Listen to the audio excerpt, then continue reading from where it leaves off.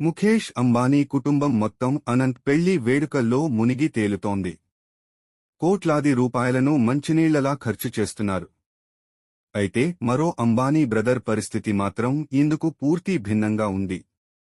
తీవ్రమైన అప్పుల్లో కూరుకుపోయి దివాళా స్థాయికి వెళ్లారు. సోదరుడి కుమారుడి పెళ్లిలోనూ దీనస్థితిలో దర్శనమిచ్చారు. అయితే కాలం ఎప్పుడూ ఒకేలా ఉండదు కదా. అనిల్ అంబానీకి కూడా మంచి రోజులు మొదలయ్యాయని మార్కెట్ వర్గాల్లో చర్చ నడుస్తోంది. ఇందుకు కారణం మాత్రం రిలయన్స్ పవర్. రుణదాతలకు చెల్లించాల్సిన బకాయిలు అన్నింటినీ పూర్తిగా క్లియర్ చేసినట్లు విశ్వసనీయ వర్గాలు తెలిపాయి. దాదాపు 800 కోట్ల మేర అప్పును తిరిగి పే చేసినట్లు సమాచారం. నివేదికల ప్రకారం డిసెంబర్ 2023 మరియు మార్చి 2024 మధ్య ఐడిబిఐ, ఐసిఐసిఐ, యాక్సిస్ మరియు డిబిఎస్ బ్యాంకులు సహా పలు ఆర్థిక సంస్థలతో రుణ పరిష్కార ఒప్పందాలపై రిలయన్స్ పవర్ సంతకం చేసింది. కాగా ఇప్పుడు ఈ బ్యాంకులకు మొత్తం రుణాన్ని చెల్లించింది.